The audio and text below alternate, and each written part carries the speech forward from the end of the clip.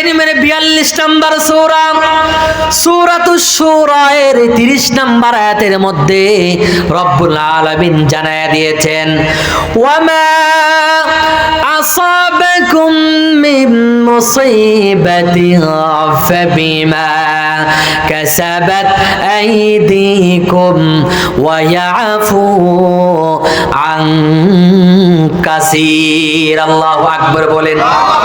ও মুসলমান ইমানদার, আল্লাহ রাব্বুল আলামিন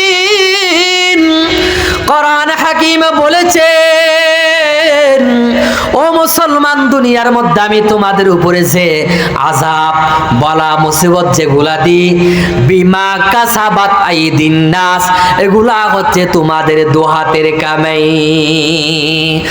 এরপর রব্বুল আলামিন বলছেন কোরআনে কারীমের 30 নম্বর সূরা সূরাতুর রুমের 41 নম্বর আয়াতের মধ্যে রব্বুল আলামিন ঘোষণা করে দিয়েছেন, আমার সাথে সাথে পড়ুন, যাহারাল ফাসাদু ফিল বাররি ওয়াল বাহরি বিমা কাসাবাত আইদিন নাসি লিয়ুযীকাহুম বা'দাল্লাযী আমিলু লাআল্লাহুম ইয়ারজিউন। আল্লাহ রাব্বুল আলামিন বলছেন, জলে বনস্থলে অর্থাৎ দুনিয়ার মধ্যে যত রকমের আযাব, দুর্ভিক্ষ, গজব আসে, সবগুলা হচ্ছে মুসলমান বা মানুষদের দু হাতের কামাই। তাহলে এই তিনটা আয়াতের মাধ্যমে আমি আপনাদেরকে বোঝাতে চেয়েছি, দুনিয়াতে আযাব গজব যেগুলা আসে এগুলা কি আল্লাহ এমনি এমনি দেন, নাকি আমাদের পাপের কারণে? আমাদের পাপের কারণে, আমাদের গুনাহের কারণে এই দুনিয়ায় আল্লাহ রাব্বুল আলামিন আযাব গজব পাঠান। এরপরে আসেন, আল্লাহর নবী হাদিসের মধ্যে ইরশাদ করেছেন, ইবনে মাজাহ শরীফের হাদিস 4019 নম্বর হাদিস, আন আব্দুল্লাহ ইবনে উমর রাদিয়াল্লাহু তাআলা আনহু قال قال رسول الله صلى الله عليه وسلم, হযরত আব্দুল্লাহ ইবনে উমর থেকে বর্ণিত, আল্লাহর নবী ইরশাদ করেছেন, খামসুন ইযাবাতুলিতুম বিহিন্না ওয়া আউযু বিল্লাহি আন তুদরিকুহুন্না। আল্লাহর নবী বলেছেন, দুনিয়ার মানুষ যখন পাঁচটা কাজে, পাঁচটা জিনিসে, পাঁচটা খারাপে, অন্যায়ে যখন জড়িত হয়ে যাবে, আল্লাহ রাব্বুল আলামিন ওই সমাজের উপরে গজব দিয়ে তাদেরকে মুসিবতে ফেলবেন। এক নম্বর হচ্ছে, লাম তাজহারিল ফাহিশাতু ফি কওমিন ক্বাত্তু হাত্তা ইউলিনু বিহা ইল্লা ফাশা ফীহিমুত তাউন। ও মুসলমান ইমানদার, দুনিয়ার মানুষ যখন, সমাজের মানুষ যখন অশ্লীলতার মধ্যে লিপ্ত হয়ে যাবে, জেনা ব্যভিচারের মধ্যে যখন লিপ্ত হয়ে যাবে, গুনার কাজ যখন সমাজের মানুষ বাড়াইয়া দিবে, ও মুসলমান ইমানদার, নবীজি বলেছেন, গুনাহ যখন বেড়ে যাবে, অশ্লীলতা যখন বেড়ে যাবে, আল্লাহ রাব্বুল আলামিন সমাজের উপরে ওয়াল আউজাউ আল্লাতী লাম তাকুন মাদাত ফি আসলাফিহিমুল্লাযীনা মাদাউ, আল্লাহর নবী বলেছেন, তখন দুনিয়ার মানুষের উপরে এমন এমন অসুখ বালা মুসিবত দুর্ভিক্ষ দেওয়া হবে, যে দুর্ভিক্ষ, যে অসুখ বালা মুসিবত আগের জমানায় আর মানুষদের মধ্যে ছিল না। যেমন আমি আপনাদেরকে উদাহরণ দিই, করোনা ভাইরাসের মতো মহামারী কি 100 বছর আগে ছিল নাকি? ও মুসলমান, এইডস রোগ 100 বছর আগে ছিল নাকি? ছিল না। ও মুসলমান, দুনিয়ার মানুষ যখন, সমাজের মানুষ যখন অশ্লীল কাজে যখন লিপ্ত হয়ে গেছে, জেনার কাজে যখন, ফ্রি মিক্সিং, নারী পুরুষ অবাধ মিলা গেছে আল্লাহ রাব্বুল আলামিন, তখনই আল্লাহ তাআলা আসমান থেকে সমাজের মানুষের উপরে গজব পাঠানো শুরু করে দিয়েছেন। ও মুসলমান ইমানদার, 2 নাম্বার হচ্ছে ওয়ালাম ইয়ানকুসুল মিকিয়ালা ওয়াল মিজানা ইল্লা উখিযু বিসসিনিন ওয়া শিদ্দাতিল মাউনাতি ওয়া জাওরিস সুলতানি আলাইহিম।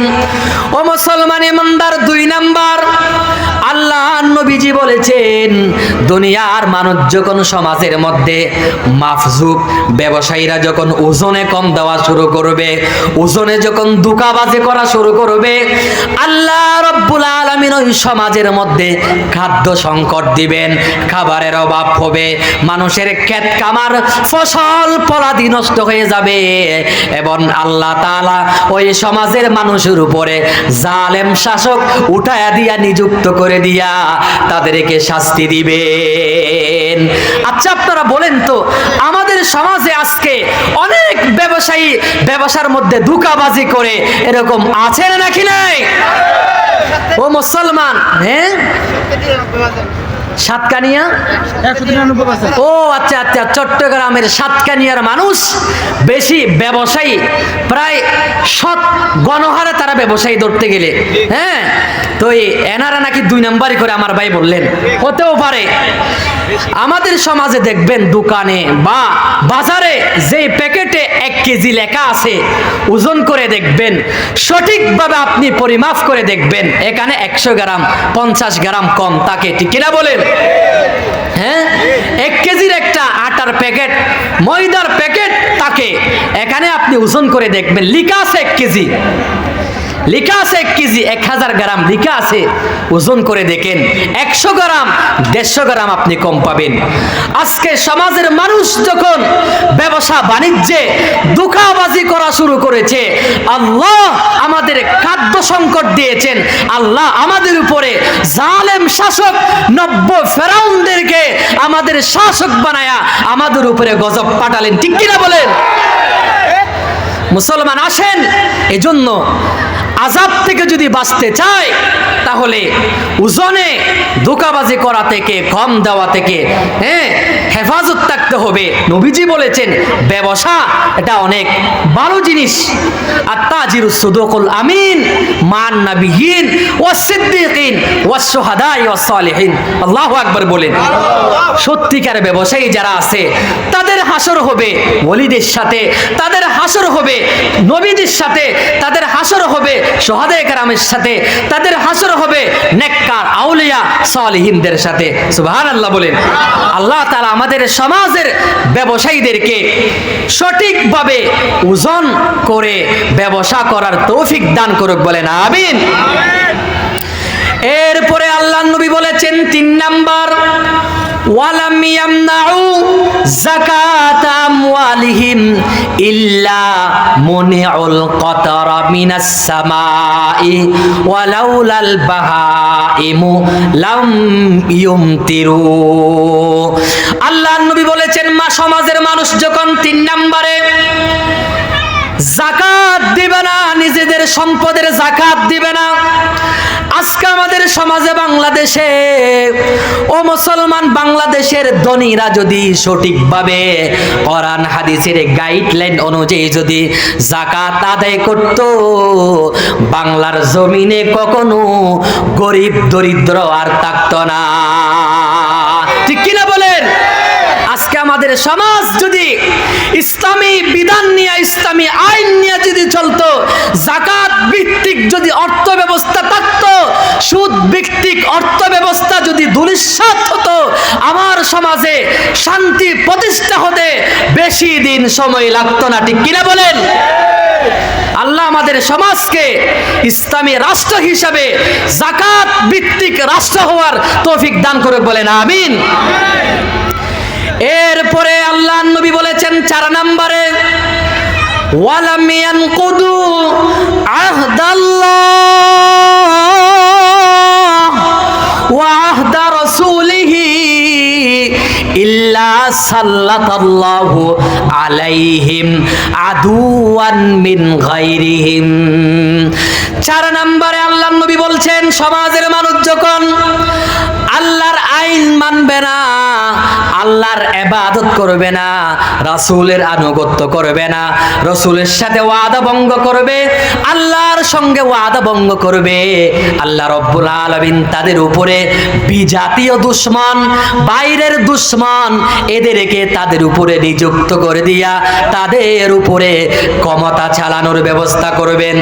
আজকে আমাদের বাংলাদেশ দেখেন, না হইলে ভারতের মাধ্যমে পরিচালিত হয়, না হলে আমেরিকার মাধ্যমে পরিচালিত হয়। ও মুসলমান ইমানদার, আজকে আমরা সমাজের মধ্যে আল্লাহর হুকুম মানতেছি না, রাসূলের অর্ডার মানতেছি না। এজন্য আল্লাহ তাআলা বিধর্মীয় বিজাতীয় মানুষদেরকে, বিধর্মীয় বিদেশি মানুষদেরকে আমাদের উপরে আল্লাহ নিযুক্ত করে দিয়েছেন। তাদের হুকুম অনুসারে আজকে আমার দেশ চলা লাগতেছে, ঠিক কিনা বলেন? মুসলমান ইমানদারের পরে 5 নম্বরে নবীজি বলেছেন, ওয়ামা লাম তাহকুম আইম্মাতুহুম বিকিতাবিল্লাহ। আল্লাহ নবীজি বলেছেন, 5 নম্বরে সমাজের মানুষ যখন আল্লাহর কিতাব দিয়া, আল্লাহর কোরআন দিয়া যখন সমাজ পরিচালনা করবে না, আল্লাহর কোরআন দিয়া যখন রাষ্ট্র পরিচালনা করবে না, আল্লাহর কোরআন দিয়া যখন নিজের পরিবার, নিজের সমাজ, গোটা দেশ, গোটা পৃথিবী যখন পরিচালনা করবে না, ওই সমাজের মধ্যে যার তরফ থেকে গজব আসবে তার নাম কি? ও মুসলমান ইমানদার, আজকে আমাদের সমাজে কোরআনের আইন চলে নাকি? আজকে আমাদের সমাজে কোরআনের আইন চলে না। কোরআন আমরা শুধুমাত্র ইবারত পড়ার ভিতরে সীমাবদ্ধ, কিন্তু কোরআনের সঠিক অর্থ যদি করা হয় তাহলে অনেকে বেজার হয়ে যায়, তাই না? ও মুসলমান ইমানদার, কোরআনের যদি শাসন যদি না চলে, কোরআনের আইন যদি সমাজের মধ্যে না চলে, আল্লাহ তাআলা ওই সমাজের উপরে আযাব গজব পাঠাইয়া দিবেন। আজকে আমার সমাজ যদি কোরআন দিয়া চলতো, আজকে আমাদের সমাজ যদি কোরআন দিয়া চলতো, আল্লাহর নবীর হাদিস দিয়া যদি চলতো, আজকে আমাদের সমাজ যদি, আজকে আমাদের সংবিধান যদি কোরআন হতো, আজকে আমাদের সমাজে কখনো বিশৃঙ্খলা, অন্যায়, অবিচার আমাদের সমাজে হতে পারতো না, ঠিক কিনা বলেন? আজকে একটা চুরির বিচার যদি কোরআন দিয়ে করা হতো, সমাজের মধ্যে কোনো সুর এই দেশের মধ্যে বাকি থাকতো না, ঠিক কিনা বলেন? আজকে একটা দর্শনের বিচার, আজকে একটা জেনার বিচার যদি আল্লাহর কোরআন দিয়ে যদি করা হতো, কোন জেনাকার, কোন দর্শক এই বাংলার জমিনে দ্বিতীয়বার জেনা করার সাহস পেত না, ঠিক কিনা বলেন? মুসলমান ইমানদার, কোরআন দিয়ে সমাজ পরিচালনা করার দরকার আছে না নাকি নাই? সমাধান চাও যদি জীবনে মরণে, গান, সমাধান চাও যদি জীবনে মরণে, ফিরে যাও খুঁজে নাও চোখ রাখো কোরআনে। সমাধান চাও যদি জীবনে মরণে, ফিরে যাও খুঁজে নাও চোখ রাখো কোরআনে, তবেই পাবে সুখ শান্তির ঠিকানা, যদি মেনে নাও তুমি মনে প্রাণে। সমাধান, সমাধান চাও যদি জীবনে মরণে, ফিরে যাও খুঁজে নাও চোখ রাখো কোরআনে। শান্তি যদি পেতে চাই, শান্তির সমাজ যদি আমরা কায়েম করতে চাই, কোরআনের দিকে ফিরে যাওয়ার দরকার আছে না নাকি নাই? একটা হাদিস আমি আপনাদেরকে শোনাই, একটু জিকির করেন, লা ইলাহা ইল্লাল্লাহ, লা ইলাহা ইল্লাল্লাহ, জিকির করেন।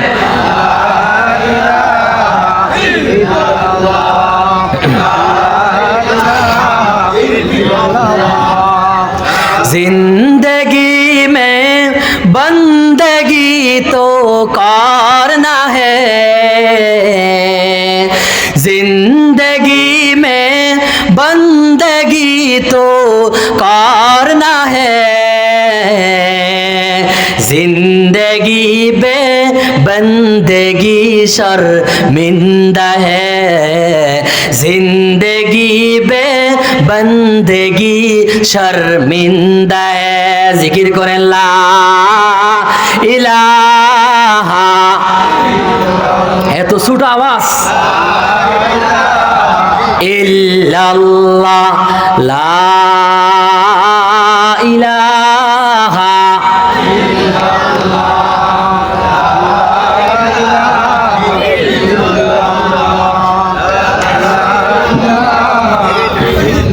লা ইলাহা ইল্লাল্লাহু মুহাম্মাদুর রাসূলুল্লাহ।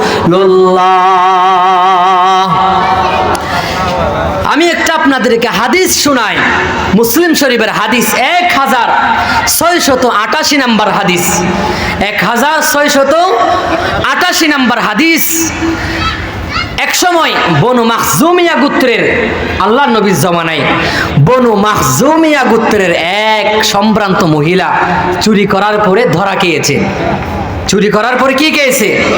ধরা খেয়েছে। এখন চুরির বিচার, যেহেতু আল্লাহর নবী মদিনার রাষ্ট্রনায়ক, মদিনার প্রেসিডেন্ট তখন কে ছিলেন? আল্লাহর নবী। এখন নবীজি চুরির বিচার যদি কোরআন দিয়ে করেন, কি করবেন? হাত কেটে দিবেন। আস-সারিকু ওয়াস-সারিকাতু ফাকতাউ আইদিয়াহুমা। তো আল্লাহর নবী এখন চুরির বিচার কি করবেন? হাত কেটে দিবেন। এখন সাহাবায়ে কেরামরা চিন্তা করলেন, এই মহিলা তো সম্ভ্রান্ত গড়ের মহিলা, এর যদি হাত কাটা হয় তাহলে তো এটা সমস্যা দেখা যায়। এজন্য সাহাবায়ে কেরামরা সিদ্ধান্ত করলেন, আল্লাহর নবীরে কেমনে বুঝান যায়, আল্লাহর নবীরে কেমনে একটু সুপারিশ করা যায়, যেন নবী যে বিচারটা একটু শিথিল করেন। তখন সাহাবায়ে কেরামরা তো তারা তো আর সাহস পাচ্ছে না নবীজির কাছে সুপারিশ করবে। হ্যাঁ, নবীজি কাকে বেশি মহাব্বত করেন এটা খুঁজতেছেন তারা। খুঁজতে খুঁজতে নবীজির একজন পালক পুত্রের ছেলে হযরত উসামা রাদিয়াল্লাহু তাআলা, হযরত উসামা ছোট্ট ছেলে, এর নবীজি বেশি মহাব্বত করতেন, ভালোবাসতেন। সাহাবায়ে কেরামরা তারে ধরলেন, ধরার পরে বললেন, তুমি একটু গিয়ে নবীজির কাছে একটু সুপারিশ করো, এই মেয়ের বিচারটা যেন একটু আল্লাহ নবী শিথিল করেন। হযরত উসামা গেলেন। হযরত উসামা যাওয়ার পরে আল্লাহর নবী রাগান্বিত হয়ে গেলেন। সুম্মা কামা ফাখতাতাবা, আল্লাহর নবী দাঁড়ায় গেলেন। আল্লাহর নবী দাঁড়ায় যাওয়ার পরে বললেন, ক্বালা ইয়া আইয়ুহান নাস, আল্লাহর নবী বললেন, হে আমার সাহাবায়ে কেরামরা শুনো শুনো, ইন্নামা আহলাকাল্লাযীনা ক্বাবলাকুম আন্নাহুম কানু ইযা সারাকা ফীহিমুশ শরীফু তারাকুহু ওয়া ইযা সারাকা ফীহিমুজ যায়ীফু আকামু আলাইহিল হাদ্দা। আল্লাহর নবী বললেন, হে সমাজের মানুষরা, হে লোক সকল শুনো, তোমাদের এত বড় স্পর্ধা কেমনে হলো?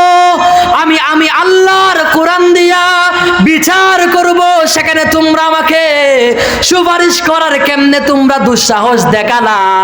ও আমার সাহাবায়ে কেরামরা শুনো শুনো, আগের জমানার মানুষরা ধ্বংস হয়ে গিয়েছে, তারা বিপদের মধ্যে পড়ে গেছে। কেন জানোনি? তাদের মধ্যে যখন সম্ভ্রান্ত মানুষ, টাকাওয়ালা দামি মানুষ যারা, তারা যখন অন্যায় করত, তারা যখন অপরাধ করত, তারা যখন চুরি করত, তখন তাদেরকে ছেড়ে দেওয়া হতো, তাদের কোনো বিচার করা হতো না। কিন্তু সমাজের ওয়াইদা সারাকা ফীহিমুজ যায়ীফ, যখন সমাজের দরিদ্র মানুষ তারা যখন চুরি করত, তারা যখন অপরাধ করত, তারা যখন অন্যায় করত, তখন তারা তার উপরে কঠোর বিচার করত। এই জন্য আগের জমানার মানুষরা ধ্বংস হয়ে গিয়েছে। ও মুসলমান ইমানদার, আল্লাহর নবী বলেছেন, ও সাহাবা শুনো, আজকে বনু মাখজুমিয়া গোত্রের সম্ভ্রান্ত মহিলা না, আজকে যদি আমি মুহাম্মাদুর রাসূলুল্লাহ সাল্লাল্লাহু আলাইহি ওয়াসাল্লামের কলিজার টুকরা মেয়ে ফাতেমাও যদি চুরি করত, তাহলে আমি মুহাম্মাদুর রাসূলুল্লাহ আল্লাহর কোরআন দিয়ে বিচার করতাম, আল্লাহর কোরআন দিয়ে ফয়সালা করে আমি আমার কলিজার টুকরা ফাতেমার হাত জল্লাদ দিয়া কাটাতাম না, আমি মুহাম্মাদুর রাসূলুল্লাহ নিজ হাতে আমি আমার মেয়ের হাত কেটে দিতাম। আল্লাহু আকবার বলেন। ও মুসলমান ইমানদার, আজকে দেখেন আমাদের সমাজে নেতার ছেলে যদি অন্যায় করে, নেতার ছেলে যদি জুলুম করে, অন্যায় করে, পাপাচার করে, তাহলে 7 গুণ মাফ, ঠিক কিনা বলেন? হ্যাঁ, এমপির ছেলে যদি অন্যায় করে 7 গুণ মাফ, মন্ত্রীর ছেলে যদি অন্যায় করে 7 গুণ মাফ, কোনো বিচার করা হয় না, ঠিক কিনা? হ্যাঁ, যদি নিজেদের দলের অনুসারী কেউ যদি অন্যায় করে 7 গুণ মাফ। আর তো টাকা থাকলে তো আমাদের সমাজে কি হয়, এই নানা বাড়ির মুয়াও নিজের হয়ে যায়, অর্থাৎ টাকা থাকলে বিচার নিজের পক্ষে হয়ে যায়, তাই না? হ্যাঁ, টাকা থাকলে দর্শন করেও রেহাই পাওয়া যায়, টাকা থাকলে চুরি করেও রেহাই পাওয়া যায়। দেখেন না আপনারা, আপনাদের পাশের গ্রামের এই জমিটা হয়তো বসুন্ধরা গ্রুপ কিনেছে না? হ্যাঁ, বসুন্ধরা গ্রুপের এমডি তানভীর সাহেব একজন মেয়ের সাথে জেনা করেছিল, দর্শন করেছিল, দর্শন করার পরে শুধু দর্শন করে নাই, হত্যা পর্যন্ত করেছে। ওই সময় নিজের ক্ষমতার মাধ্যমে, টাকার মাধ্যমে তাকে তো গ্রেফতার করলো না, তার তো বিচার হলো না, বরং সে যারা বিচার চাইতে গেছে তারা পর্যন্ত জুলুমের মধ্যে পড়ে গেছে, তারা পর্যন্ত কষ্টে পড়ে গেছে। এটা সমাজের মানুষ দেখেছে। এজন্য বলতে চাই, আল্লাহর নবীর বিচার দেখেন কি রকম। আমার কলিজার টুকরা মেয়ে ফাতেমাও যদি চুরি করে, আমার কলিজার টুকরা মেয়ে যদি অন্যায় করে, আমি কোরআন দিয়ে বিচার করব, আমি আমার মেয়ের হাত কেটে দিতে বিন্দু মাত্র দ্বিধাবোধ করব না, ঠিক কিনা বলেন? আজকে আমাদের সমাজে এরকম যদি বিচার করা হতো, এরকম শাসক, এরকম নেতা যদি থাকতো, আজকে সমাজ সোনালী সমাজ হয়ে যেত, সমাজে কোনো অন্যায় থাকতে পারতো না, ঠিক কিনা বলেন? মুসলমান, আসেন হযরত ওমর রাদিয়াল্লাহু তাআলা আনহুর একটা ঘটনা শোনাই। আমি একটা মসজিদেও বলেছিলাম জুমার আলোচনায়, হযরত ওমর রাদিয়াল্লাহু তাআলা আনহু তখন খলিফাতুল মুসলিমিন। হ্যাঁ, নিজের ছেলে আবু শাহমা সে যখন কাছে আসলেন, তার মুখে গন্ধ পেলেন। হযরত ওমর বললেন, আশারিকতা হামরান, আবু শাহমা তুমি কি মদ পান করেছো? তুমি কি শরাব খেয়েছো? মদ পান করেছো?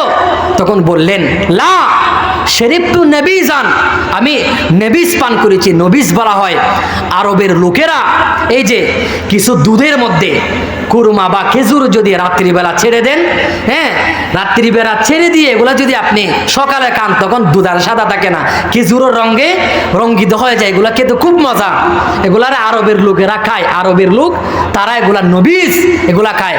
তো এগুলা রাত্রে বিছতে দিয়া সকালে খেতে হয়। যদি 2-1 দিন পরে খান তাহলে একটা নেশা এসে যায়। কি এসে যায়? নেশা এসে যাওয়ার কারণে এটাও হারাম হয়ে যায়। তখন হযরত উমরের ছেলে বললেন, আব্বা আমি নবীজ খেয়েছি।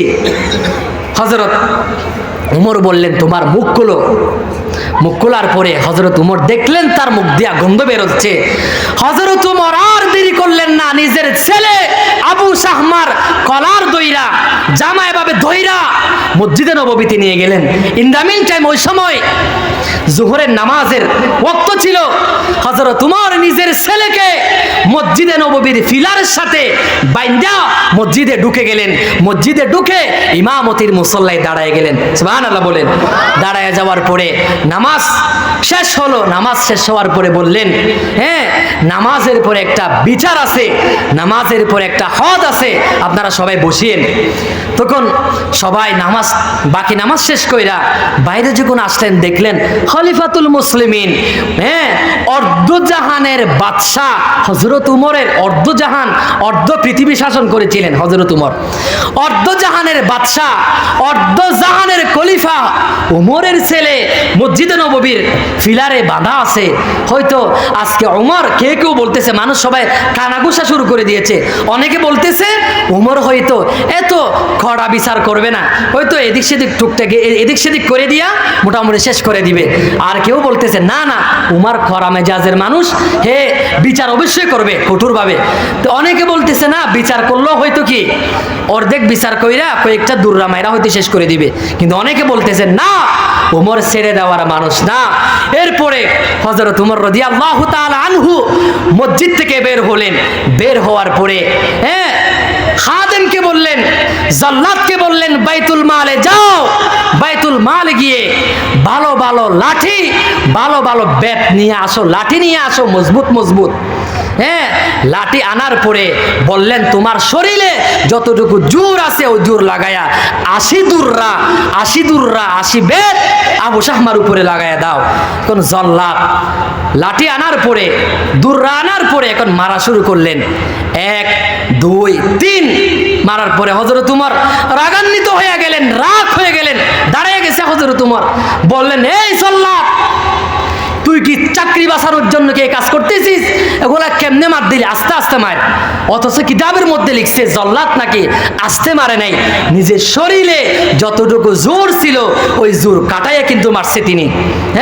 হযরত উমরের এই মার পছন্দ হয় নাই।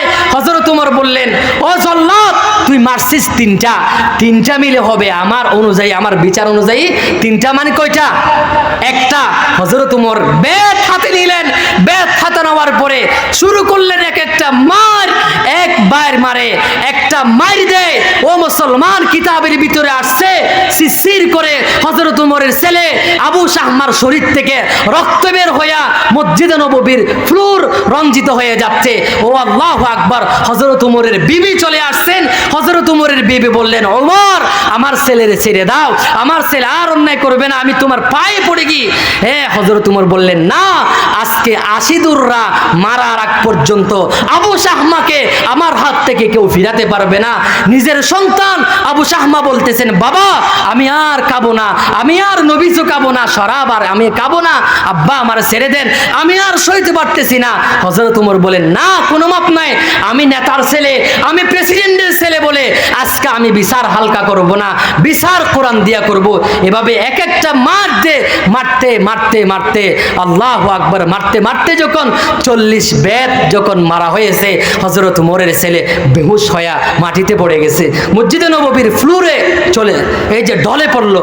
পড়ে যাওয়ার পরে হযরত উমরের পুরো তামানা দিতে দিতে দিতে 50টা যখন হয়েছে, তখন হযরত উমরের ছেলে দুনিয়া থেকে চলে গেল, মৃত্যুবরণ করলো। এরপরে হযরত উমর বললেন, তোমরা কাফন দাফনের ব্যবস্থা করো, গোসলের ব্যবস্থা করো। গোসলের ব্যবস্থা করার পরে এরপরে কবরের মধ্যে শোয়া রাখা হলো। কবরের মধ্যে 80 দুররার মধ্যে 50টা গেলে আর কয়টা থাকে? হযরত উমর ওই 30টা বেত নিজের ছেলের কবরের উপরে মাইরা এরপরে আল্লাহর কাছে হাত উঠাইলেন, আল্লাহর কাছে বললেন, আল্লাহ, আল্লাহ, আমি প্রেসিডেন্টের ছেলে, এজন্য আমি বিচারের মধ্যে কোনো দুর্নীতি করি নাই, আমি কোরআন দিয়ে বিচার করেছি। আল্লাহ, কিয়ামতের ময়দানে আপনি আমার জালেমদের কাতারে, অপরাধীদের কাতারে দাঁড় করাতে পারবেন না।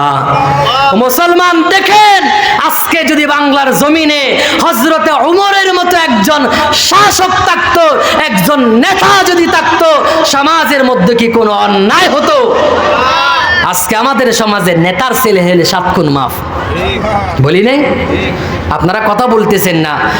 মুসলমানদের আওয়াজ হবে সিংহের মতো, মুসলমান শিয়ালের মতো 1000 বছর বাঁচতে রাজি নয়।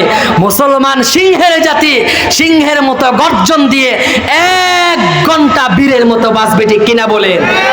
আজকে মুসলমানদের কণ্ঠের আওয়াজ নিচু হয়ে গেছে বলে, আজকে মুসলমানদের কণ্ঠের আওয়াজ চুটু হয়ে গেছে বলে কাফের মুশরিক বেঈমানরা আজকে মুসলমানদের দিকে আঙ্গুল দেখানোর সাহস পায়, ঠিক কিনা বলে?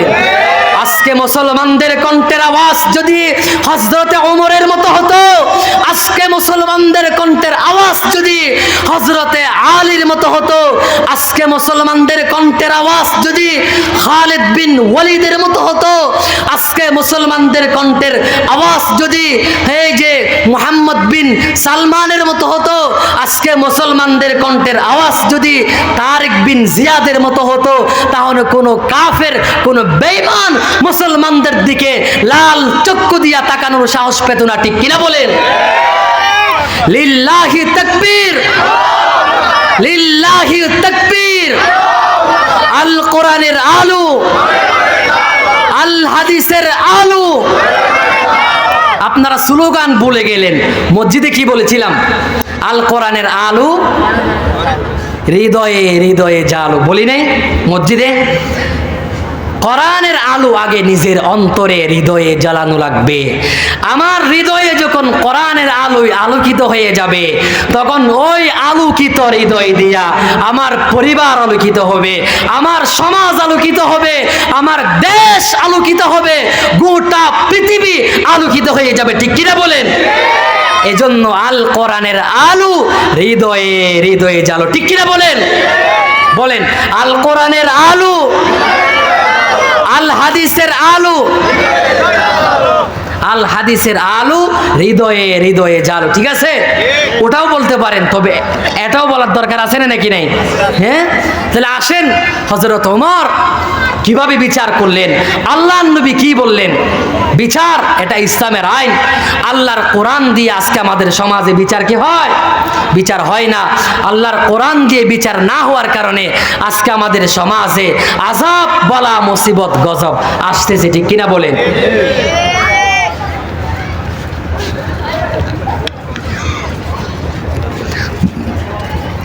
আযাব থেকে যদি বাঁচতে মন চায়, গজব থেকে, দুর্ভিক্ষ থেকে, খাদ্য সংকট থেকে যদি বাঁচতে মন চায়, আল্লাহর কোরআনের শাসন সমাজে চালু করার দরকার আছে না নাকি নেই?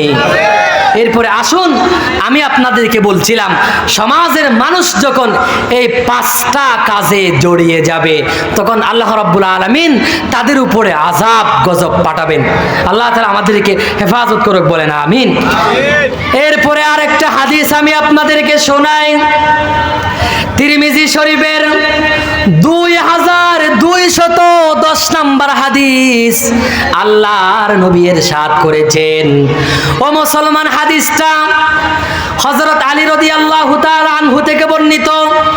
আল্লাহর নবী বলেছেন, সমাজের মানুষ যখন 15টা কাজ করবে, কয়টা কাজ? 15টা কাজ যখন করবে, আল্লাহ রাব্বুল আলামিন তাদের উপরে আল্লাহ তাআলা ভূমিকম্প দিবেন, খাদ্য সংকট দিবেন, আসমানি গজব আল্লাহ তাআলা তাদের উপরে নাজিল করবেন। ও মুসলমান ইমানদার, সাহাবায়ে কেরামরা বললেন, ইয়া রাসূলুল্লাহ ওয়া মা হুন্না, ওই 15টা কাজ কি যেন আমরা বেঁচে থাকি, একটু আমাদেরকে বলেন। যেই 15টা কাজের কারণে সমাজের মধ্যে গজব আসে, আযাব আসে, ওই 15টা কাজ আপনি আমাদেরকে বলেন। আল্লাহর নবী বলছেন, 1 নাম্বার হচ্ছে ইদা কানাল মাগনামু দুয়ালা, ইদা কানাল মাগনামু দুয়ালা। ও মুসলমান ইমানদার, আল্লাহর নবী বলেছেন, সমাজের নেতারা, সমাজের শাসক যারা থাকবে, সমাজের নেতারা, এমপি, মন্ত্রী, মেম্বার, চেয়ারম্যান, রাজা, বাদশারা যখন রাষ্ট্রের সম্পদ, জনগণের সম্পদকে যখন নিজের সম্পদ মনে করে যখন বক্ষণ করবে, রাষ্ট্রের সম্পদকে, জনগণের সম্পদ যখন মেরে খাবে, নিজের ব্যাংক ব্যালেন্স বাড়াবে, সুইস ব্যাংকে পাঠাবে, বিদেশে পাচার করবে, অর্থাৎ জনগণের মাল, সমাজের মাল, রাষ্ট্রীয় সম্পদ যখন আত্মসাৎ করা শুরু করবে, আল্লাহ তাআলা ওই সমাজের উপরে গজব পাঠায়া দিবেন। আজকে আমাদের সমাজে দেখা যায়, নেতা হইলে গাড়ি বাড়ির অভাব নাই, নেতা হওয়ার আগে ঘরের ভিতরে কাউয়া ঢুকে যায়, কাক ঢুকে যায়, হ্যাঁ, জীর্ণ শীর্ণ বাড়ি। নেতা হইছেই আলাদিনের চেরাগ পেয়ে গেছে। ঠিক কিনা বলেন? নেতা হইলে কি আলাদিনের সেরাক, মেম্বার হয়েছে, চেয়ারম্যান হয়েছে, আলাদিনের সেরাক পেয়ে গেছে, তাই না? হ্যাঁ, টাকা পয়সার আর অভাব নাই, রিলিফ আসছে মাইরা খাইয়া দিছে, রাস্তার টাকা আসছে মাইরা খাইয়া দিছে। তাহলে নবীজি কি বলেছেন? এগুলো আমার কথা না, ইরা কানাল মাগনামু দুয়ালা, নবীজি বলেছেন সমাজের নেতারা, রাষ্ট্রের নেতারা যখন জনগণের সম্পদ, রাষ্ট্রের সম্পদকে নিজের মনে করে আত্মসাৎ করবে, ভক্ষণ করবে, আল্লাহ সমাজের উপরে আযাব দিবেন, গজব দিবেন। নাউজুবিল্লাহ বলেন। তাহলে এগুলা থেকে বাঁচার দরকার আছে না নাকি নেই? এরপরে 2 নাম্বার হচ্ছে ওয়াল আমানাতু মাগনামান।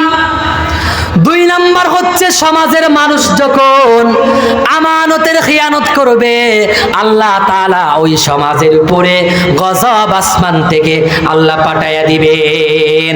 আমানতের খিয়ানত আছে তো? হ্যাঁ, আমানতের খিয়ানত আছে তো? জনগণ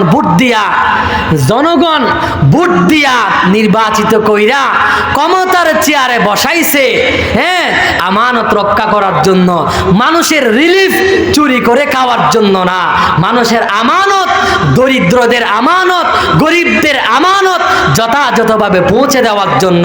কিন্তু দেশের বিভিন্ন নেতাদেরকে দেখা যায় তারা আমানতের খেয়ানত করে নিজের চেয়ারের আমানতকে তারা ভুলন্টিত করে, নিজের চেয়ারের আমানতের খিয়ানত করে, ঠিক কিনা বলেন? আল্লাহ তাআলা এমন নেতা থেকে আমাদের সমাজকে হেফাজত করে, বলেন আমিন। এরপরে 3 নম্বরে ওয়াতুউল্লিমা লিগাইরিদ্দিন।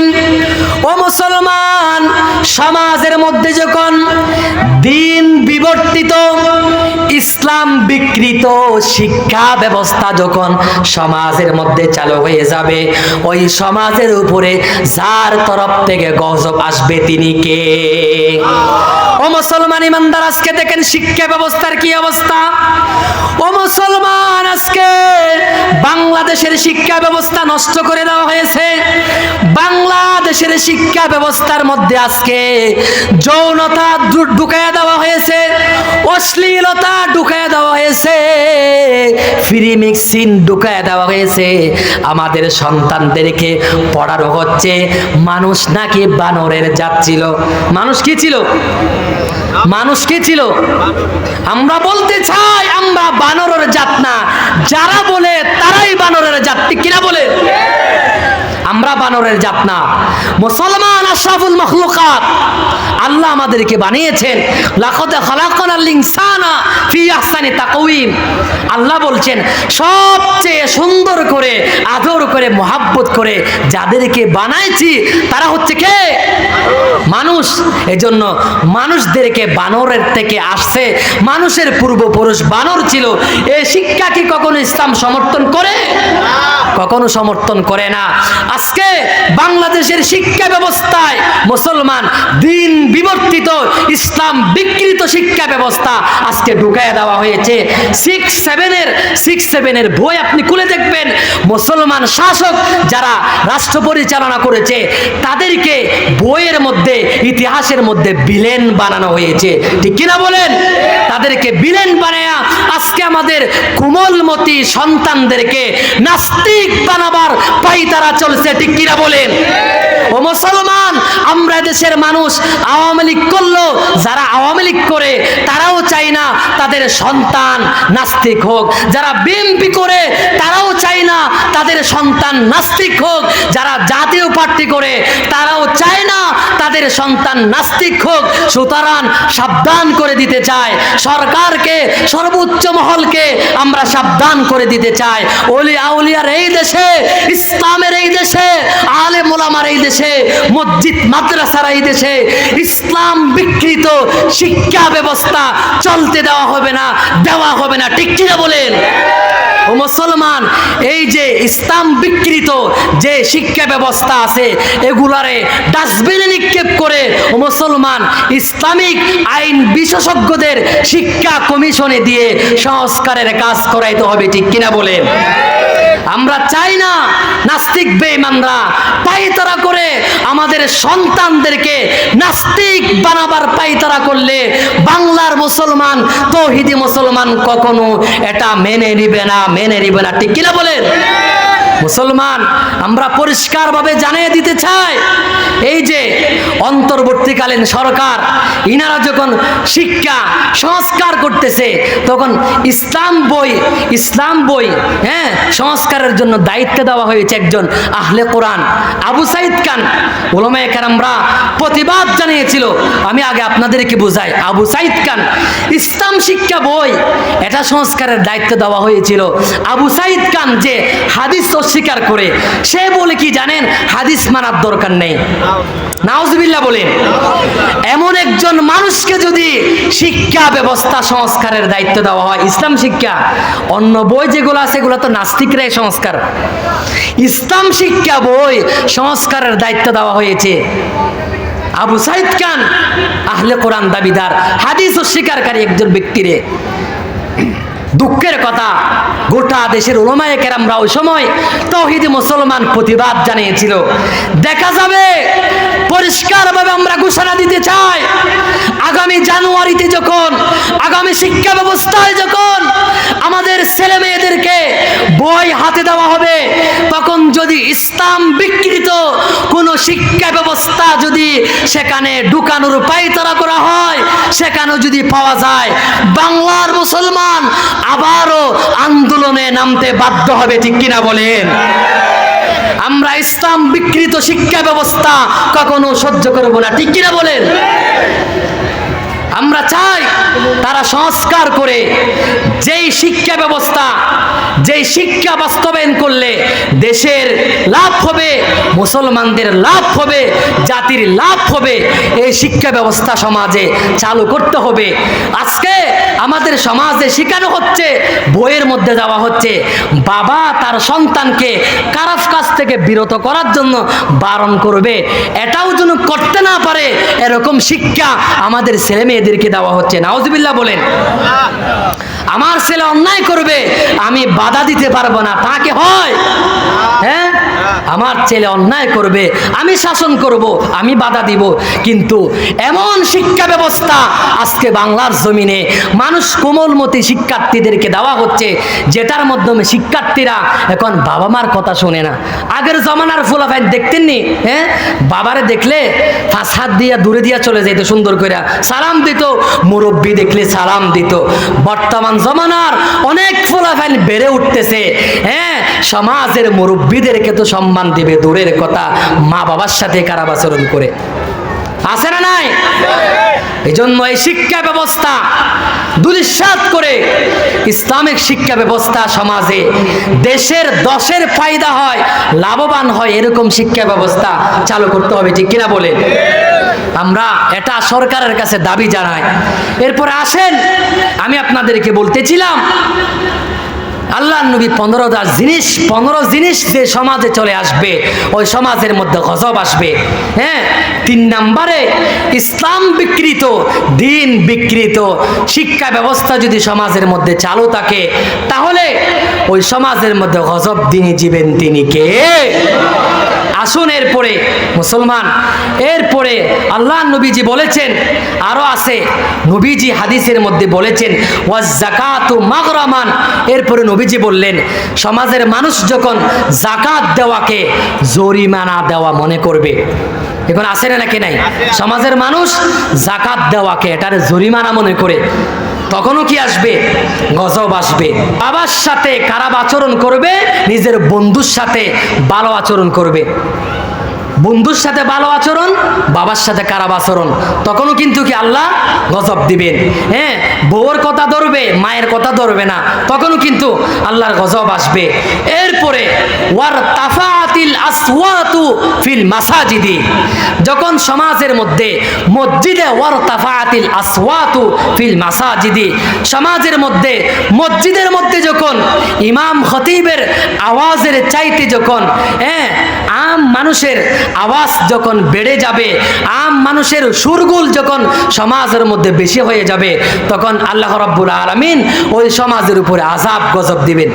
তাহলে আসুন, সমাজের মধ্যে যখন দেখবেন মসজিদের মধ্যে অন্যান্য মানুষ যারা আছে তাদের আওয়াজ হই হুল্লোড় বেড়ে যাবে, কিন্তু সমাজের মধ্যে ইমাম খতিবের আওয়াজের চাইতে আম মানুষের আওয়াজ সুরগুল যখন বেড়ে যাবে, ওই সমাজের মধ্যে আল্লাহ রাব্বুল আলামিন গজব পাঠাবেন। আজকে সমাজের মধ্যে দেখা যায় অনেক মানুষ মসজিদের মধ্যে এসে নেতাগিরি দেখায়, ঠিক কিনা বলেন? অনেক জায়গায় আছে, আমাদের দিকে নাই কিন্তু আলহামদুলিল্লাহ, অন্য জায়গায় আর কি সমাজের মধ্যে এমন এমন মসজিদ কমিটিতে লোক আছে যাদের কারণে আজকে ইমামরা হক কথা বলতে পারে না, ঠিক বলেন? আজকে মসজিদ কমিটিতে অনেক মানুষ থাকে, অনেক মসজিদে সুদখোর থাকে, যার কারণে হুজুর সুদের বিরুদ্ধে ওয়াজ করতে পারে না। আজকে কমিটির মধ্যে অনেক ঘুষখোর থাকে, যাদের কারণে হুজুর ঘুষের বিরুদ্ধে বয়ান করতে পারে না। আজকে সমাজের মধ্যে মসজিদ কমিটিতে বেনামাজি থাকে, যাদের কারণে হুজুররা নামাজের বিষয়ে ওয়াজ করতে পারে না। আছে না নাকি নাই? আমরা চাই না কোনো বেনামাজি, কোনো বেঈমান, কোনো ঘুষখোর, কোনো চাঁদাবাজ, কোনো পাপাচার কমিটির দায়িত্বে আসুক, ঠিক কিনা বলেন? এটা আমরা চাই না। আমরা চাই ইমানদার নামাজি ব্যক্তি যারা আছে তারা সমাজের মসজিদ পরিচালনা করুক, ঠিক কিনা বলেন? ওয়াকানা জাইমুল কওমি আরজালুহুম, সমাজের নিকৃষ্টতম মানুষ যারা আছে তারা যখন কি হয়ে যাবে, নেতা হয়ে যাবে, তখন আল্লাহ তাআলা তাদের উপরে গজব আসবেন, গজব নিয়ে দিবেন। আমি আপনাদেরকে বুঝাই, সমাজের মধ্যে যখন একটা ইমাম নিয়োগ হয় তখন তার চরিত্র কি ছিল, তার পড়াশোনা কতটুকু, তার ব্যবহার কিরকম, আচার কিরকম, সবগুলা দেখা হয়, ঠিক কিনা বলেন? ইন্টারভিউ নেওয়া হয়। কিন্তু সমাজের মধ্যে যখন নেতা নির্বাচন করা হয় তখন কি করা হয়? 500 টাকা দিয়ে ভোট দিয়ে কি নেতা নির্বাচন করে দিই, তাই না? 500 টাকা যখন পকেটে পড়ে যায় তখন আর কে খারাপ কে ভালো এটা আর আমরা দেখি না, নির্বাচিত করে দিই। 500 টাকার জন্য 5 বছর কষ্ট পাওয়ার জাতি হচ্ছে আমরা। এদিকে না হইলো আমাদের এদিকে আছে, এদিকের মানুষ ভালো, নেককার মানুষ, এদিকের মানুষ, এদিকের মানুষের বদনাম আমি জীবনও করব না, এদিকের মানুষের বদনাম করব না, সবাই ভালো মানুষ আলহামদুলিল্লাহ। তাহলে আসুন, 500 টাকার জন্য আজকে আমরা ভোট বিক্রয় করে দিই। ইমাম নির্বাচন করতে আমরা চরিত্র কেমন ছিল, লেখাপড়া কেমন ছিল, সবগুলা বিবেচনা করি। আজকে যদি মুসলমান বাংলার মানুষ যদি নেতা নির্বাচন করার সময় যদি তার চরিত্র দেখতো, চরিত্র দেখে সমাজের কাজ করবে কিনা এটা দেখে যদি ভোট দিত, কোনো ঘুষখোর, কোনো চাঁদাবাজ, কোনো অন্যায়কারী পাপাচার ব্যক্তি সমাজের নেতা হতে পারত না, ঠিক কিনা বলে? সমাজের ঘুষখোর আজকে যদি একটা বিচারের জন্য যান, বলে যে এই আলাদাভাবে দেখা কইরো, আলাদাভাবে কি কইরো, আলাদাভাবে দেখা কইরো মানে কি কি এটা আপনি এমন একটা হয়তো দুই একটা থাকতে পারে ভালো মানুষ। অধিকাংশ নেতারা টাকা ছাড়া বিচার করে না, টাকা ছাড়া আপনার পক্ষে এক শব্দও বলবে না। এরকম আছে না নাকি নাই? যারা আদালত প্রাঙ্গণে বিচারের পর্যায়ে সমস্যায় পড়েছেন তারা বুঝবেন আমার কথা, আর যারা পড়েন নাই তারা বুঝবেন না। আপনার আত্মীয় হলেও নেতাটা ওই সময় বলবে কিছু চা পানি দাও, চা পানির খরচ দাও, কি বলে চা পানি, তুমি আর চা পানি খাওয়ার জন্য 1 লাখ টাকা লাগে মিয়া, 10,000 টাকা লাগে চা পানি খাইতে। একটা চাকরি নেবেন বাংলাদেশে আপনি, তখন এখানে 5-6 লাখ ঘুষ দেওয়া লাগে। অনেক ভালো ভালো শিক্ষিত যুবকরা চাকরি হয় না, জিজ্ঞেস করা হয় কেন হয় নাই, বলে যে এই চা পানির টাকা দিতে পারি নাই। তো বলে যে চা পানির টাকা দিতে পারো নাই, কি গুলো 10-20 টাকা 20-30 টাকা এগুলো দিতে পারো নাই তুমি? বলে যে চা পানির টাকা 10-20 টাকা না তো 20-30 লাখ, তাই না? আছে না নাকি নাই? আজকে সমাজের প্রতিটা সেক্টরে লোক নিয়োগ দেওয়া হচ্ছে টাকার বিনিময়ে। এই যে দেখেন বাংলাদেশে এখনকার কথা বলতেছি, আগের গুলা বাদ দিলাম, সবাই তো জানি। এই যে এখনকার একদম লুচ্চা মুস্তাফা সরোয়ার ফারুকী, জানেন না আপনারা? সিনেমা করে নিজের বউরে সিনেমা করে, হ্যাঁ, সে সিনেমার পরিচালক, হ্যাঁ, আর সিনেমার পরিচালক নিজের বউ কি করে সিনেমা করে নায়িকা, হ্যাঁ, তারে অন্য একটা পরপুরুষদের সাথে ফষ্টি নষ্টি করতে দিয়া অ্যাকশন সুন্দর হয়েছে গিয়া হয়েছে বলে ক্যামেরার পিছনে তাইকা যেই মানুষটা অ্যাকশন সুন্দর হয়েছে এই কথা বলে, এই নাম হচ্ছে ফারুকী। আজকে এই উপদেশটা বানানো হয়েছে। সে শাহবাগী সমকামিতা প্রমোট করে। আমরা বলি ছেলে ছেলে জেনা করতে পারে না। আমরা সমকামিতা মানে কি? ছেলে ছেলের সাথে স্বামী স্ত্রী যা করে তা করতে পারবে, এটা কি পারা যায়? আল্লাহ কওমে লূতকে ধ্বংস কেন করেছেন? এই সমকামিতার কারণে। হ্যাঁ, আল্লাহ সমকামিতার কারণে কওমে লূতকে জমিন উঁচা কইরা আকাশে নিয়া আকাশ থেকে ফের এইভাবে উপর করে দিলেন। এই সমকামিতা প্রমোটকারী একজন মুস্তাফা সরওয়ার ফারুকীকে আজকে উপদেষ্টা পদে বহাল রাখা হয়েছে। গোটা দেশের তৌহিদে মুসলমান উলামায়ে কেরামরা প্রতিবাদ জানানোর পরও তাকে বরখাস্ত করা হয় নাই। আমরা বলতে চাই এভাবে যদি চলতে থাকে, উলামায়ে কেরামদের প্রতিবাদের মুখেও যদি আপনি উপদেষ্টা ফারুকীকে যদি আপনি বরখাস্ত না করেন, সামনের ভবিষ্যৎ কিন্তু আপনাদের ভালো হবে না। যদি ট্রেডিং বিডিং যদি করা হয়, বাংলার মুসলমানদের সাথে যদি আবারও ধোঁকাবাজি করার চেষ্টা করা হয়, ইসলাম বিদ্বেষী কোনো আইন সমকামিতা যদি আবার যদি সমাজে চালু করার ব্যবস্থা করা হয়, বাংলার মুসলমান আপনাদেরকেও পালানোর ব্যবস্থা করবে। ঠিক কিনা বলেন? এজন্য বলতে চাই, হুঁশিয়ার করে দিতে চাই, ইসলাম বিকৃত জিনিস, হ্যাঁ, প্রমোট করে শাহবাগী এমন কোন নাস্তিককে আমরা উপদেষ্টা পদে দেখতে চাই না। ঠিক কিনা বলেন? আসুন, সমাজের মধ্যে যদি আমরা সুন্দর করতে চাই, সমাজটা যদি উন্নত করতে চাই, আমাদেরকে কি করতে হবে? নেতা বানাইতে গেলে কি করণ লাগবে? যাচাই বাছাই করণ লাগবে। হ্যাঁ, ইমাম যেরকম অশুদ্ধ তেলাওয়াতকারী, হ্যাঁ, দুচ্চরিত্রের মানুষ যেরকম ইমাম হতে পারে না, দুচ্চরিত্রের মানুষও এরকম সমাজের নেতা হতে পারবে না। ঠিক কিনা বলে? নেতা বানাইলে ভালো লোককে বানাবো ইনশাআল্লাহ বলেন। এরপরে হাদিসটা শেষ করে দিচ্ছি। এরপরে নবীজি বলেছেন, ওয়াউক্রিমার রাজুলু মাখাফাতা শাররিহি, সমাজের মধ্যে যখন মানুষ, হ্যাঁ, ভয়ের কারণে, যেমন ওই মানুষটা আমার উপর অত্যাচার করবে, এই জন্য আমি যদি তারে সম্মান দিই, সম্মান দেওয়া যদি শুরু করি, তাহলে আল্লাহ আমাদের উপরে গজব দিবেন।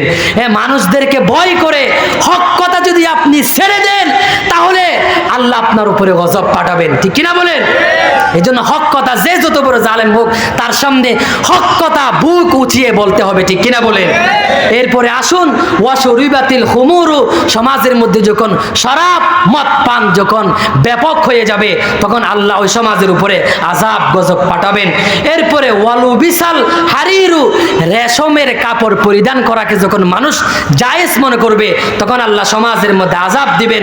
ওয়াত্তুখিজাতিল কাইনাতু ওয়াল মাআজিফ, এরপরে ডুল বাদ্য বাজনা গান বাজনা যখন সমাজের মধ্যে ব্যাপক হারে বেড়ে যাবে, আল্লাহ ওই সমাজের উপরে আযাব গজব দিবেন, ধ্বংস করে দিবেন। নাউজুবিল্লাহ বলেন। আলহামদুলিল্লাহ, আমাদের সমাজে এখানে কোনো গান বাদ্য বাজনা বিবাহের অনুষ্ঠানে হতে পারে না, বন্ধ আছে।